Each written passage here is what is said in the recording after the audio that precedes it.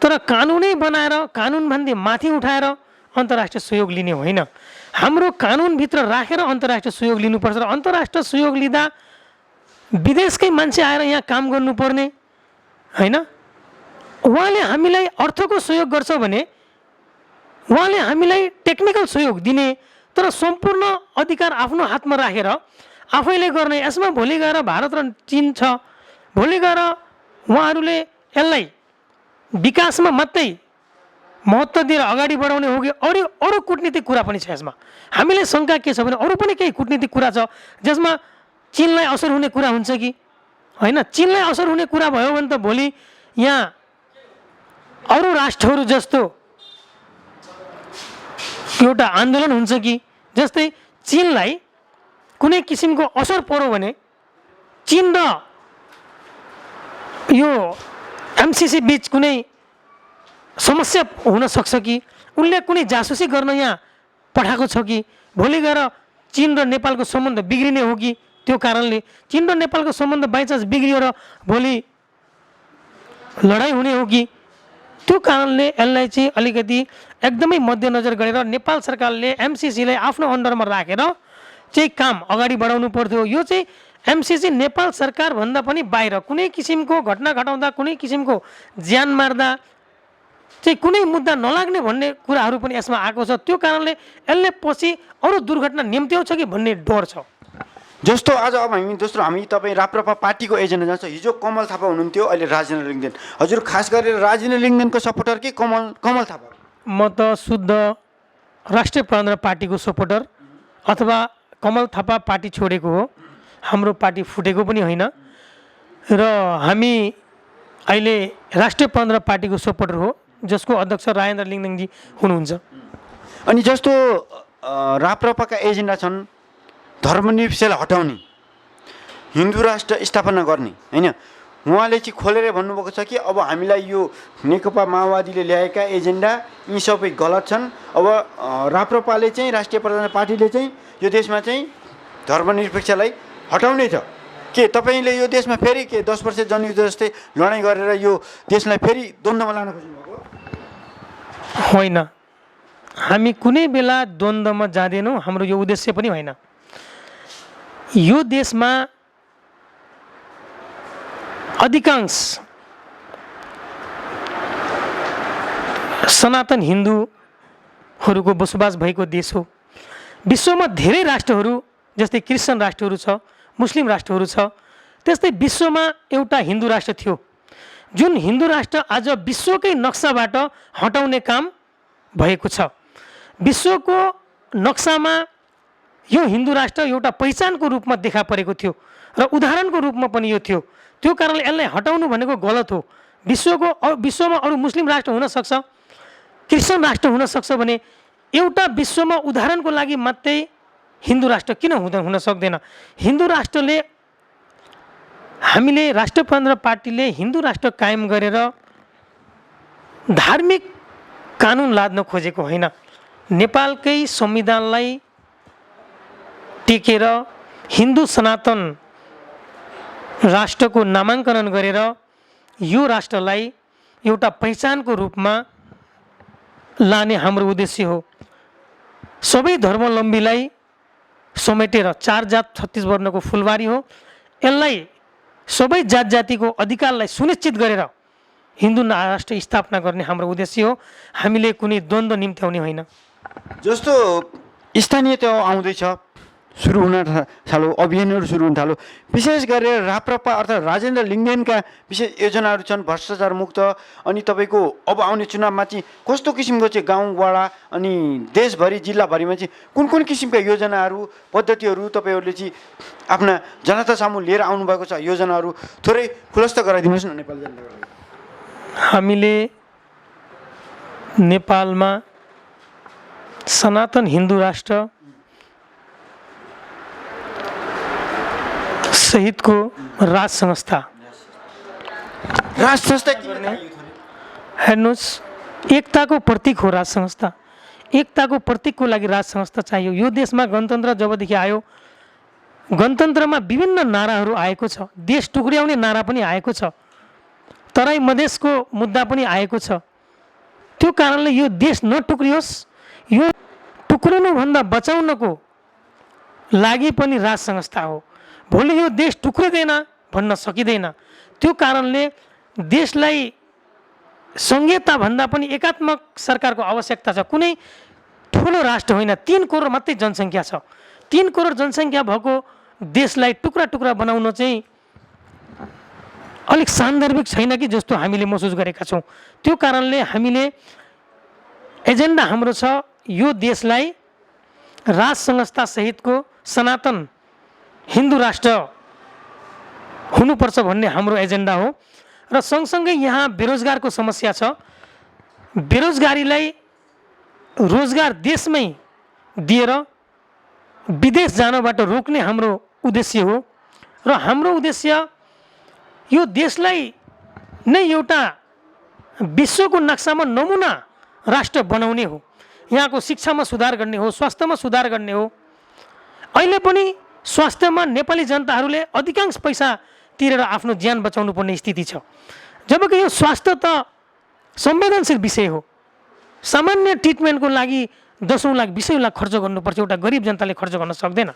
स्वास्थ्यमा फेरै हुनुपर्छ। मान्छेले आफ्नो ज्यान बचाउनलाई 10 लाख 20 लाख खर्च गरेर ज्यान बचाउन त सक्दैन नि।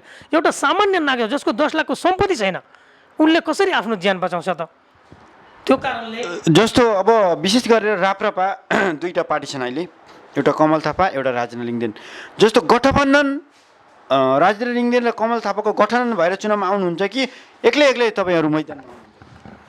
हेर्नुहोस्, यो अब अहिले हामी एक्लै र गठबन्धनको कुरामा हाम्रो पार्टीले निर्धारण गर्छ। पार्टीको केन्द्र कमिटीले जे निर्धारण गर्छ त्यसमा हामी अगाडि बढ्ने हो। मैले यो व्यक्तिगत भन्नुभन्दा पनि अहिले अब पार्टी भोलिको दिनमा त्यो कन्डिसन बन्यो भने जान पनि सक्ला र जान्छै भन्ने अहिले म भन्न सक्दिनँ। तर अहिले हामीले त्यस्तो 100% हामीलाई पार्टीको निर्देशन आइसकेको छैन कि हामी गठबन्धनमै जाने हो। पार्टीले केन्द्रबाट त्यस्तो किसिमको निर्देशन आयो भने जान पनि सकिन्छ। जस्तो अहिले ठुला दल अर्थात् सरकारमा रहेको माननीय देउवा अर्थात् नेकपा माओवादी पुष्पकमल दाहाल दुईजना बिच त गठबन्धन भइसक्यो नि। अब चुनावमा जाने रणनीतिमा हुनुहुन्छ नि। त्यो हिसाबले त तपाईँहरू त नेपाली काङ्ग्रेस अनि तपाईँको नेकपा माओवादीसँग त तपाईँहरू टिक्न सक्नुहुन्न नि। यो अवस्थामा चुनावमा कस्तो तपाईँहरूको कोसँग गठबन्धन छ? या एमालेसँग छ या कुनै पार्टीहरूसँग छ या तपाईँहरूको धारणा नेपाली जनताले बुझ्न जान्छ कस्तो किसिमको छ? थोरै जानकारी गराइदिनु। हेर्नुहोस्, अहिले अब चुनावको लहर अगाडि बढिसकेको छ। यो अवस्थामा हाम्रो पार्टीले पनि भोलिको दिनमा नेकपा एमाले बाइचान्स हामीसँग आउन खोज्यो भने जान पनि सक्छ भन्ने किसिमको सिम्टमहरू देखा परेको छ। र अर्को कुरा, हामीले तपाईँले मलाई अघि पनि प्रश्न गर्नुभयो विकासका कुराहरू। मैले अलिकति अब यो गठबन्धनको कुरा भन्दा पनि विकासका कुराहरू अलिकति जोड्न चाहौँ।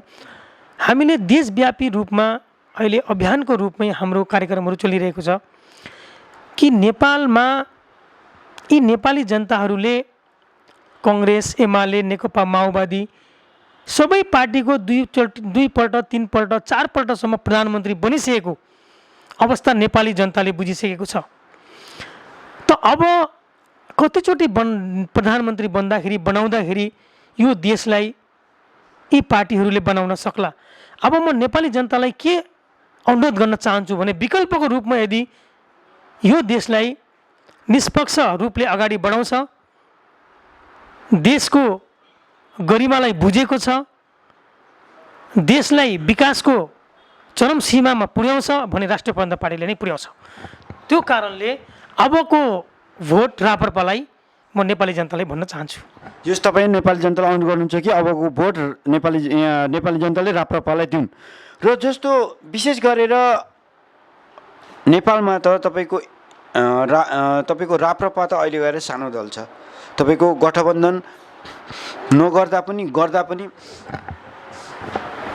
जित्नलाई निकै गाह्रो छैन। जस्तो तपाईँको विचारले के अबको चुनावमा तपाईँको फेरि पनि प्रतिनिधित्व आउला या कि आउँदैन? एकदम सम्भव छ। हेर्नुहोस्, असम्भव केही पनि छैन। नेपाल अधिराज्यभरि अहिले हामी राष्ट्रिय प्रबन्धन पार्टीलाई जुन अभियानका रूपमा अगाडि बढाइरहेका छौँ र नेपाली जनताले एकदमै न्यालेको छ राष्ट्रिय प्रबन्धन पार्टीलाई कि विकल्पको रूपमा यदि भ्रष्टाचार मुक्त देश बनाउने हो भने राष्ट्रिय प्रबन्धन पार्टी नै हो। हामीले कसम खाएरै अगाडि बढेका छौँ कि हामी भ्रष्टाचार गर्दैनौँ, हामी देश र जनताको हितमा काम गर्छौँ, हामी धर्मको हितमा काम गर्छौँ। र नेपाली जनतालाई मैले फेरि पनि अनुरोध गर्न चाहन्छु कि नेपाललाई अबको नयाँ नेपाल बनाउनु छ भने भोट राष्ट्रिय प्रबन्धन पार्टीलाई। जस्तो हामीले अघि सिमानाको कुरा गऱ्यौँ, म त्योभन्दा पनि मेन अब सिमानाका बासिन्दाहरूलाई दुःखको भएका कारण हामी जस्तो मेयर साहबलाई लिएर जति पनि समस्या परेका छन् सिमानामा, जुन जनताको जग्गाहरूले हडपेका छन्, त्यो ठाउँमा हामी तपाईँसँग प्रत्यक्ष उपस्थिति गरेर उनीहरूको जनगुनासो हामीले लिन सक्छौँ। र तपाईँले के सहयोग गर्न चाहनुहुन्छ कि जसको सिमाना, जसको जग्गा भारतीय एसएफजी लगेको छ, सिमाना हडेपिएको छ, पिल्लर सारेर लगेका छन्, उनीहरूको लागि तपाईँ यहाँबाट हामीलाई के सहयोग गर्न सक्नुहुन्छ? म एकदमै सहयोग गर्छु होइन। तपाईँलाई मिडियाको नाताले उहाँहरूसँग पुर्याएर उहाँहरूको वास्तविक पीडाका कुराहरू मिडिया मार्फत नेपाल सरकारलाई जाओस् र नेपाल सरकारले यसको लागि कुनै ठोस एक्सन लियोस्, मैले चाहिँ यही अनुरोध गर्न चाहन्छु। जस्तो अब राप्रपा एउटा भिन्नै एकदमै पुरानो पार्टी हो यो देशको, र राप्रपाले जस्तो कमल थापाले हिजो लिडरसिप गर्नुभएको थियो, त्यसमा अहिले राजेन्द्र लिङ्गदेन आउनुभयो। राजेन्द्र लिङ्गदेनको चाहिँ कस्तो छ भने तपाईँको प्रभाव निकै नै छ। जस्तै तपाईँ मेयर हुनुहुन्छ, जस्तै काङ्ग्रेससँग एमालेसँग युद्ध गर्ने लडाइँ गरेर भए पनि जसरी भए पनि राप्रपाले चाहिँ आफ्नो स्थान हाम्रोतिर पनि बनाइरहेको छ। जस्तो कञ्चन कवलमा चाहिँ अब आउने चुनावमा राप्रपाले कतिसम्म सिट ल्याउला, कतिवटा वडा अर्थात् मेयर उसले चाहिँ आफ्नो पोल्टामा लिएला त, थोरै जानकारी गराइदिनु न।